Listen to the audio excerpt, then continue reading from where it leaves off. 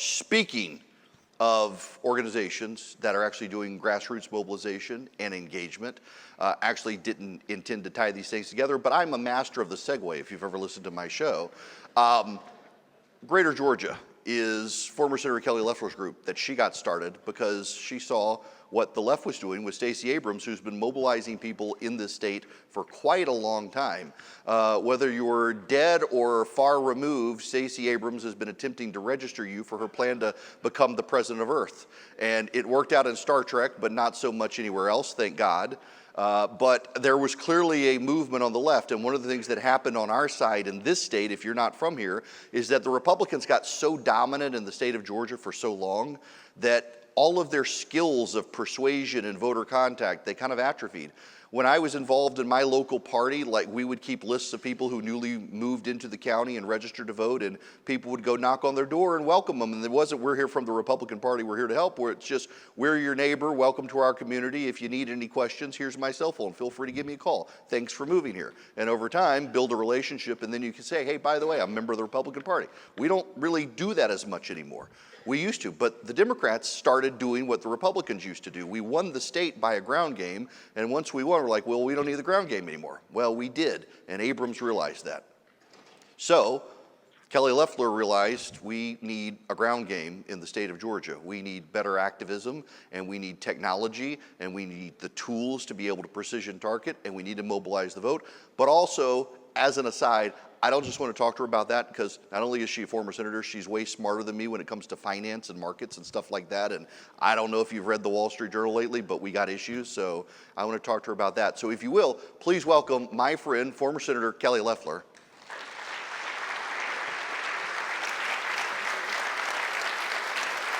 How are you, my friend? Thank you.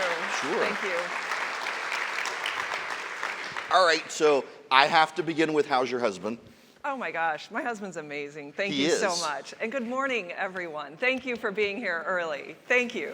So let's begin with Greater Georgia and voter contact, because you really did recognize that Stacey Abrams had this massive, well-funded army to engage and mobilize people, and on the right, we really didn't. And by the way, anyone in here with a cell phone, if the Wi-Fi is working right, you can go to greatergeorgia.com, and there's an engage button you can tap and begin to get involved. So can you talk about your thinking in starting it? Yeah, so Greater Georgia is something that I formed and I do every day. It's my full-time job after the Senate. Didn't intend it to be, but it became so large and so important. I could see the impact we were having. I formed it in 21 after our Senate runoffs, which we all know what happened in Georgia in 2020 and 2021. But you know, you were talking about the early days of the grassroots movement. I was involved in the state party in 2010, the first year that we flipped all constitutional offices red, gained significant majorities in the House and Senate, and I saw how that was done. And you're exactly right, Eric, we got away from it. We saw a little of the tremors in 2018 in the gubernatorial race between Governor Kemp and Stacey Abrams, shadow governor. But you know, 2020 was the wake-up call. We saw what needed to be done in 2020. We had 9 weeks to build it in a runoff because we had there was no ground game left in our state. So what I did, I put together an organization called Greater Georgia. Please go to the website, sign up for our newsletters, follow us on social media at Greater Georgia. To really achieve 3 goals. And those were to resolve the shortcomings that I saw in the conservative playbook, which had gotten tired and ineffective relative to the left. Remember, Stacey Abrams had raised $100 million, funded our red state with blue state money, dark money, brought it in, had 1,000 activists a day knocking doors, 3,000 on weekends. Now, that organization is now $2 million in debt. But at the time, it created real havoc in our elections.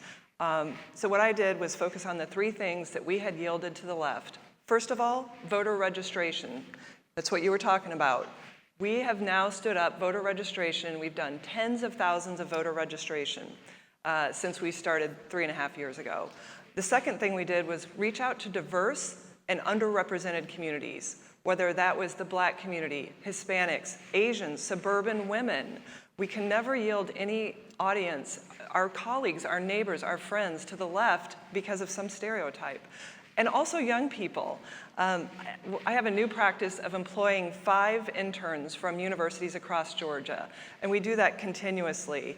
And these young interns are out in high schools and colleges recruiting other young people, and I am so enthused by what we're seeing in young people today. Just even compared to 4 years ago, it's dramatic. And then the fourth thing that we really focused on was election integrity. And election integrity is not a bad word, it's an important word.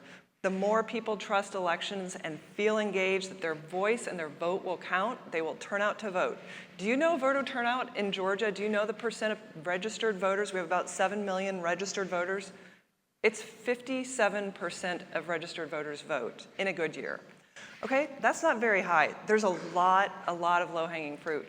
And that's what we do. And why is this important? Why am I so glad that we never took the tent down, that we didn't let our party atrophy and shrink, that we worked and fought to grow it every single year, even when it was an election year? Kamala Harris has 7,500 volunteers on the ground in Georgia alone. She has 170 paid workers in 24 offices across our state. I am really glad we didn't start just working on it this year. Wow, yeah, those numbers are, the willingness for the Democrats to be perpetually engaged and invest in, it just seems like it's a skill set we kind of forgot, so I'm glad you're engaged with it. Now, I want to get back to the runoff, because you mentioned that, and the number I cite so often, the AJC reported, my buddy Patrick Ruffini, who's a pollster, surveyed, there were 755,000 people roughly in 2021 who had voted in the general election, did not vote in the runoff, and we know based on voter registration files, 427,205 of them were Republicans, and there was no real, we didn't have an effort to be able to go find them and get them back to the polls. Yeah, so there were a lot of dynamics in 2020. Obviously, a pandemic year, it was chaotic. We saw unprecedented changes in our elections. We saw them throughout the year. We did not voice enough concerns to strengthen confidence in our elections. I started to see that bubble up over the summer. We had a really bad primary. 1,000 people voted twice. The rollout of the machines was botched. It made national news.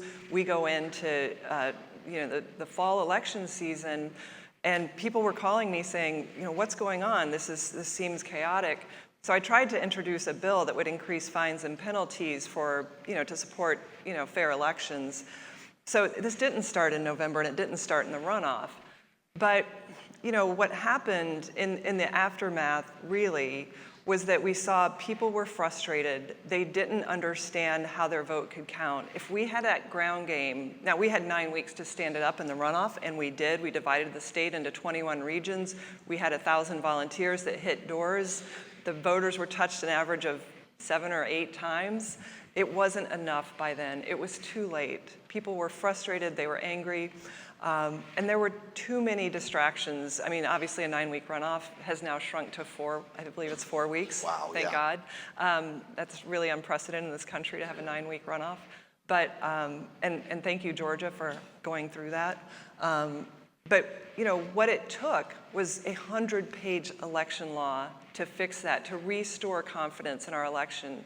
And election laws passed every year since, including this year's Senate Bill 189 that now eliminates QR codes. It provides poll worker protections and so forth, voter roll cleanup. And speaking of poll watchers, I had a big event the other night with the T47 effort. We had 150 people in Gwinnett County show up for poll watcher training. That's volunteer work, 150 on a Thursday night. And that is the real thing that we did not have in 2020. That grassroots ground game of election integrity that gives people confidence. Look, this is fair. I trust that this is going to go well. I know what's going on now. I'm not going to let someone tell me what's going on. I'm going to decide that things are safe and secure. I would encourage everyone to, if you don't get involved in Greater Georgia, become a poll worker or a poll watcher. It's so important, and you can do it locally, right in your community. I'm glad you said that, because One of the things I've talked to poll workers and boards of elections around this state and others is a lot of the people who actually work the polls for the counties are retirees, and some of them are beginning to retire from doing that, and they're desperate for help. And I mean, I've always found the more you go and you're involved as a poll worker, if not for the party or a watcher to make sure there's nothing happening, that the more people you have there overseeing everything, just the better the process works.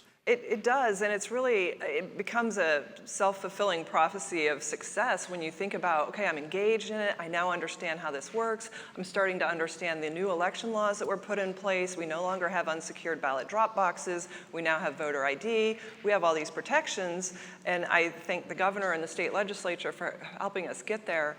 And that means a lot when you're trying to get out the vote. Because get out the vote is the next stage after you register people. And we're very data-driven, we're very tech-driven. And so why register someone if you don't know if they're gonna vote? And newly registered voters are the lowest propensity voters. And so we have to literally like chase them to the polls. And our conservatives are getting better at voting early. 58% of conservatives voted early in 2022. That's compared to 70% of those on the left. So we could still get beat before Election Day. That's why we have to build confidence in all forms of voting. Even President Trump has said, I don't care how you vote, just get out and vote for me. Amen.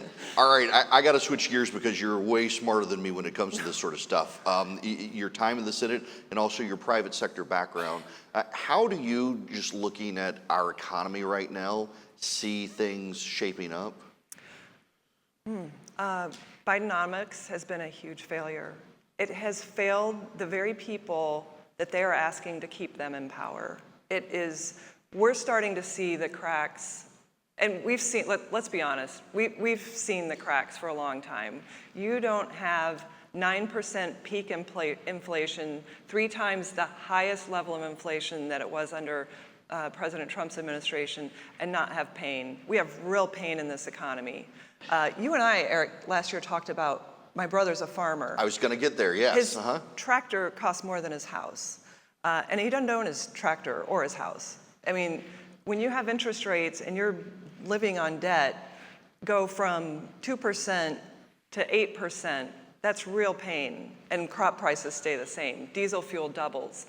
This is what consumers are feeling. You go to the grocery store, your grocery bag feels pretty light, but you dropped $100. You fill up the car, it's 80, or the truck, it's $80. The Strategic Petroleum Reserve has been drained to try to lower the price. That didn't work, and now we're facing World War III with what's going on in the Middle East. So we are in a very dangerous place economically and geopolitically, and I don't say that to scare people. I say look at the realities of the consequences of elections. Productivity has fallen under the Biden administration. Consumer confidence has fallen. Yet consumer debt is over $1 trillion for the first time ever. So we have massive debt at the consumer level, at the federal level. The Fed's balance sheet is now 26% of our economy. It has never been there. So the levers that the government has to change our economy are unprecedented, and it's crowding out free enterprise. It's crowding out job creators. The biggest job creator in our country, small business. And when I was in Washington and someone tried to talk about big companies, corporations, I'm like, do you mean employers, the people that provide health benefits, jobs, productivity gains, competes with China, makes sure that we are the world's bastion of free enterprise and global capitalism, trying to export that around the world instead of globalizing communism, which is what the CCP wants to do. So that's where we are. Under President Trump, family household incomes rose $6,800 during that 4 years. Under the current administration, they've fallen $2,300, yet the cost of living has gone up $12,300. I mean, that is why we are. Those are just the numbers, and it's not political, it's economic. And they've tried to change the laws of economics by printing money, and that has hurt everyone, especially those on the lowest rung of the ladder, that we are hoping we can pull them up in the next 4 years. Look, this is delicate because I don't want to shame your family, but you said something that why isn't your brother using a battery-powered plug-in tractor? Diesel? I mean, what's his carbon footprint? Yeah, well, yeah, his pronouns are diesel and bacon, as he often tells me. I mean, and that is actually the drive by the administration to get farmers to use like battery-powered combines and harvesters is one of the most absurd things I've ever heard. It's their environmental agenda is already disastrous for farmers, but not just farmers, for the trucking industry, for anyone who uses transportation. And that means packaged good companies who have to have shipping. This is an unrealistic agenda that no one wants. And I was talking to a Ford dealer in South Georgia, and he's like, no one wants these battery operated trucks. Well, you think in Georgia they don't want them. They really don't want them in Illinois. When it's cold and they don't start, you get up at 4 in the morning to head over to the shop, and it's 10 below. That truck's not starting. So we've got a lot of problems, and it's interesting that Kamala Harris said she would abolish the filibuster to get the Green New Deal through. I mean, it feels like we already have the Green New Deal, but it can get worse. I mean, this has been the worst administration for energy in the history of presidents. I mean, they have shut in federal lands and drilling. We could be not just energy independent, we could be energy dominant. We could be shutting down Iran. We could make sure that they don't get billions and billions of dollars for oil, yet we're enabling that. So it's really shocking. I mean, I think the energy agenda is the most radical and the most damaging of almost any of their agendas, because it feeds through to everything: geopolitics, the economy, opportunity, job creation, national security, food security, because farmers are getting crushed. Like, if we don't have farmers in this country, we're going to be dependent on foreign countries for our food. I actually want to spend a little more time with you on that particular point, because I think people either don't know or may have forgotten that you grew up on a farm from Iowa. Illinois. Illinois. Okay, yeah, that's right. Because it's all just very flat. No. Because my mother-in-law's family is from near where you were from, in southern Illinois. They were from El Dorado, and corn farmers there. I've been up there, and the amount of grain and corn and wheat that this country can produce for itself, that we're not going to be able, under their agenda, to be able to continue to do. And it seems to me also somewhat anti-family that they're driving up the cost and making it harder for us to produce our own food. That, I mean, you grew up with a family that did that. Absolutely. I grew up on such a family farm that I was required to start working at 8.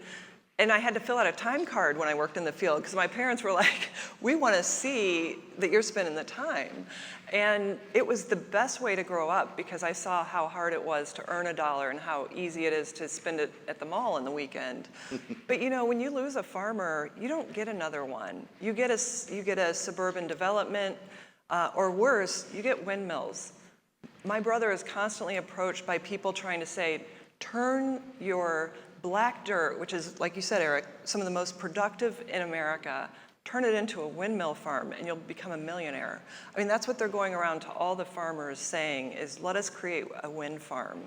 And my brother's like, no, I want to grow crops. I'm a 4th generation farmer. His son is 5th generation. Like, we were put on this earth to feed people. So, it's pretty devastating, and just the fallout, the economic fallout for these hardworking families. I saw some stats the other day. The average farm net income is almost zero. It's almost been that way for 3 years. So many farms are supplementing with non-farm income, and fortunately, my father, through being in the Air Force, learned to haul fuel when he was in the Air Force. So about the year I was born, he bought one truck, started with one truck, and built a small trucking company. And so my mom kind of ran the trucking company while my dad ran the farm. And we have a small trucking company hauling ag products off other farms that supplements the income. But it's really scary when farms aren't breaking even. If you'll allow me to go down the rabbit hole, and my apologies if we get too far outside our wheelhouse, but I don't think I will with you, is I've noticed this trend now in Georgia where we've got a lot of farms are being induced, not for wind, but for solar, to give up and put solar panels down. And I understand if the farm's not making ends meet, but also this cattle farmers now trying to revitalize small cattle farms, and I guess artisan cattle and butchering, and trying to find ways to revitalize it. And yet there's this stifling amount of federal regulation on farmers for those who do want to do those innovative things that, I mean, the federal government comes in and puts their foot down, and you almost can't innovate at that level. Yeah, the level of regulation on farmers and small businesses and even families, the cost of regulation on families has gone up. Forget about just farmers, but certainly EPA, the activist EPA, the way that they define a waterway and that you can't do a waterway might be a ditch along a road and now you can't, cross it with your tractor. So it is really stifling. And, I think there's room for an all of the above energy portfolio when you have wind and solar. And certainly it is tough to grow produce anywhere, whether it's South Georgia. I mean, we're praying for our farmers in South Georgia that just got swamped by the hurricane that came through. They're dealing with Mother Nature. But even worse, they're dealing with Washington. And that's always been the case. And I love the quote that says, farming looks mighty easy when you're 1,000 miles away and a pencil is your plow. I think they're just under constant pressure. And that's why I think in this political environment, it's, you mentioned being positive.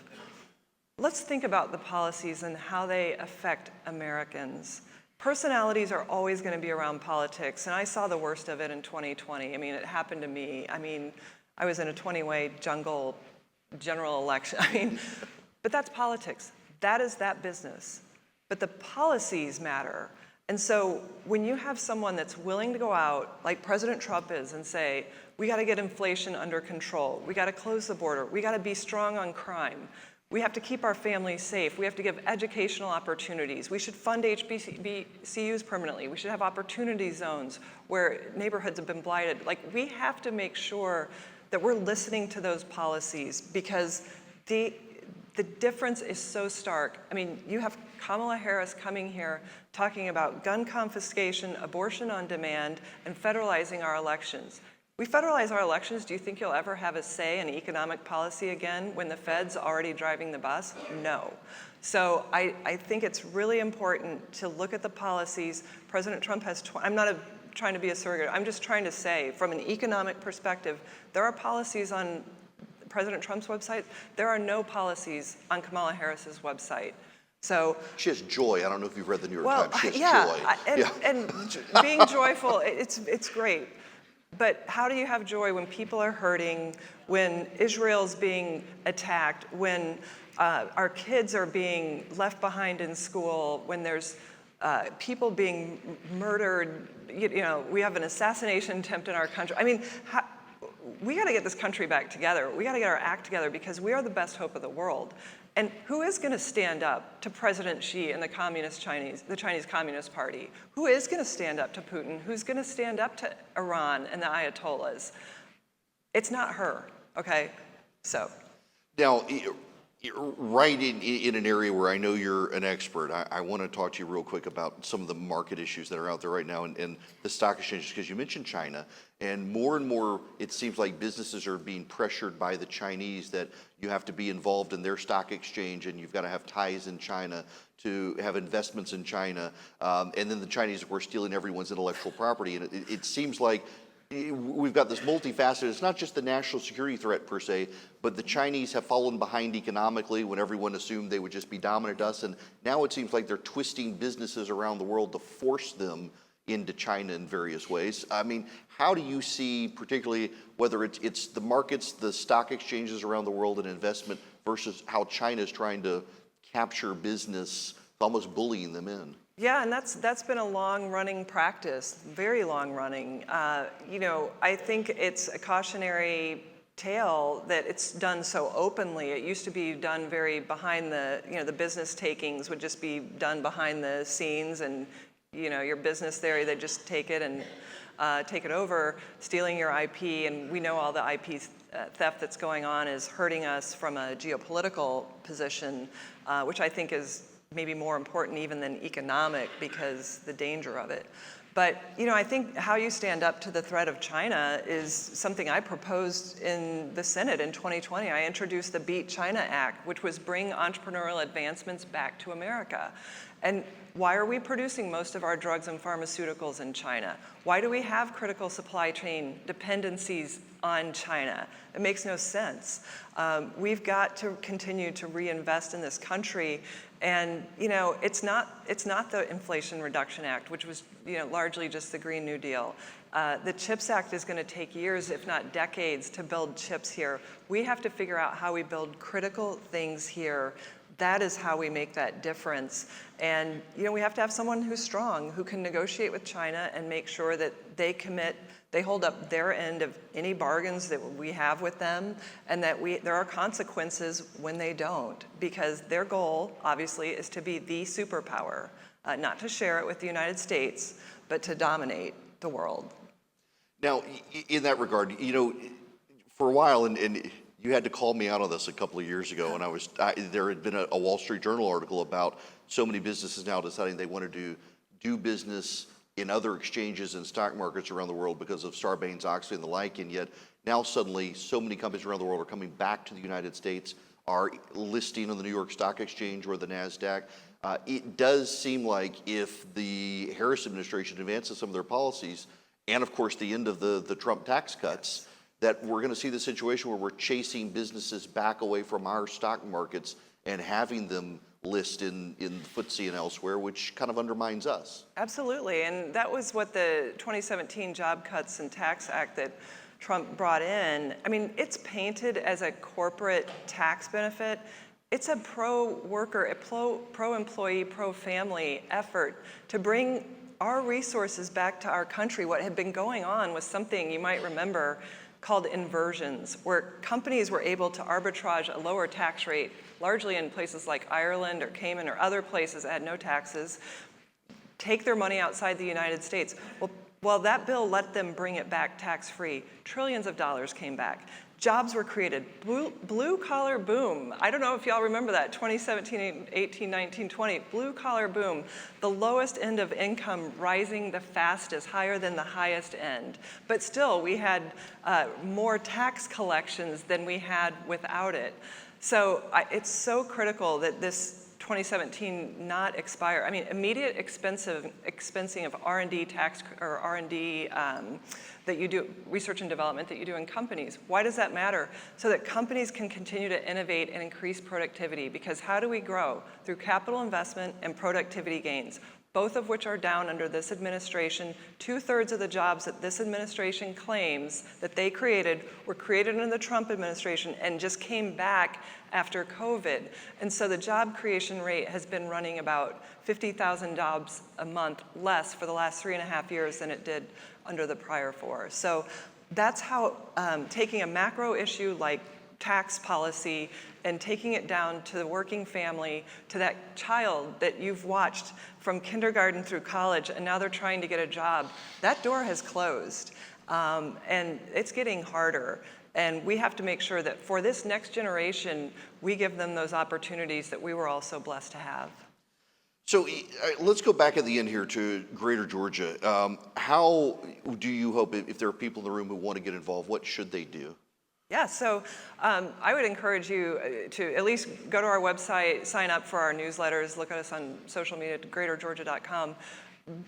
Look into becoming a poll worker or poll watcher, because you'll learn a lot. You'll learn about your community too, and it'll give you that sense of control over, when it's going to be a rocky 89 days or whatever is left until then and thereafter, and just say, I did what I could. I mean, a lot of people talk about polling, like what's the polling doing? And by the way, the polling is going to swing around. Those are kind of distractions. The only poll that matters is on November 5th, the outcome of that election. I mean, let's be honest. David Perdue and I were ahead by 2 points at the end of December. We lost by about a point in January. So don't let the polls discourage, suppress, overly encourage you.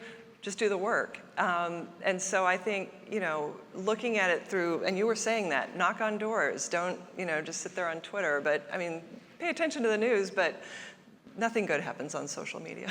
Amen to that. Amen to that. What gives you hope about the future? I mean, how do you see the future headed? Well, I'm hopeful because we do have a chance for change, and we do that through elections. And, that's why I've dedicated the last 3.5 years of my life, significant resources to it. I'm Trump's largest donor in Georgia. I'm I held a major event for the NRSC, making sure we take back the Senate. At our house this week, I'm going to be doing something for Speaker Johnson. And even locally here, Speaker Burns, I'm helping the State House and Senate.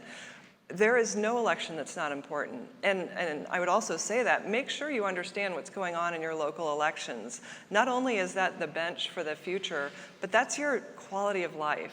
You know, the mayor, the county commissioners, the sheriffs, getting involved in that. So this is my job 24/7, and that gives me hope that I'm taking an active role in it. It brings me a lot of peace. And like you said, we all know the book, how the book ends, and you know, we win in the end. So. Okay, I have to apologize to you because I've been sitting here the whole time and I've had a question. I was like, oh, should I ask her this question? Should I not? And this is the first time I've sat on stage where I'm like, maybe I shouldn't ask this question because I kind of wish Jeff was here to ask you this question. So if you don't want to answer, that's fine. But do you have any thoughts on a certain large state called Texas deciding we need our own stock exchange? You know, it's interesting.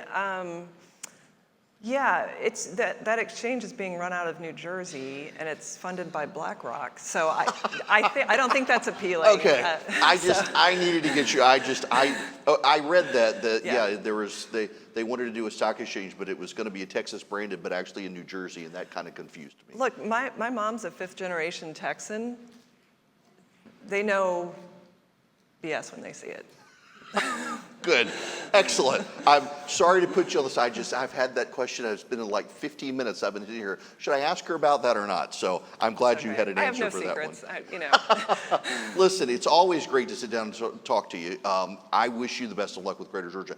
Not only am I glad you're doing it, but if any of you go right now and check the website, you can see just how easy it is to navigate and get involved, as opposed to some of the, I won't name the groups out there, where you've got to go like 5 clicks deep just to try to figure out how to sign up and volunteer. So y'all have done a great job, and I thank you for your commitment to trying to advance the state. Well, thank you for doing this event. Thank you all for being a part of it. You've been an amazing audience, and God bless your work. God bless you, Eric. Thank you so much. Oh, I'm glad you could answer that. I've been dying to answer that question. Thank you so much. Good. Thank you so much. Thank you. Thanks. Thank you, guys. Have a great day.